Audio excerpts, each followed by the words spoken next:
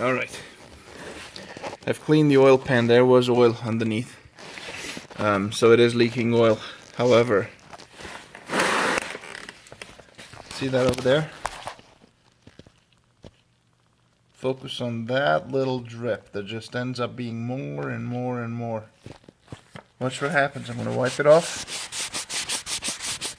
Okay, and here it comes again.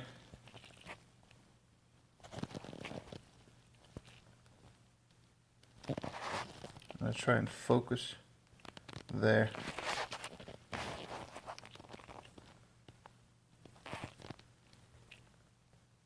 There.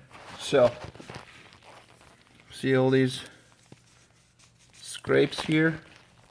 Whenever that happened, that cracked the oil pan right there. Again, I'll wipe it off and watch it come again. So you have a tiny little crack in the oil pan. That's what's leaking oil. However, the coolant comes out through the front of the engine. These are coolant traces, all those there.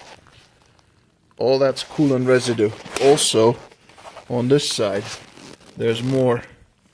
All that is coolant residue. This is coolant on these hoses. On top of the alternator is coolant. And looking up, way up, I'm going to try and zoom in. Okay. The center of the screen, that black plastic piece that's got traces on it, right in the middle of it, right where my finger's pointing to, right there, the tip of my finger. That is the thermostat housing. The plastic one, the one that should have been replaced when the timing belt was done, and water pump, and should have been upgraded to a metal one. Now, that could leak. The water pump could leak as well. I'm not sure what kind of water pump they put in, so I'm gonna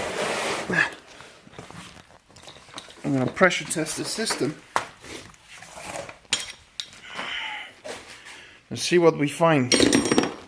So, the good news is, well, I don't know if there's any good news in this, but the valve cover gaskets, the cam plugs, all the stuff that we did last time, it's bone dry, so that's not leaking. The oil is leaking through the oil pan that has a crack, and the water pump leaks. Let me rephrase that. The coolant leak comes from the front of the engine. There's two things that could leak here, the water pump or the thermostat housing. So, we'll find out.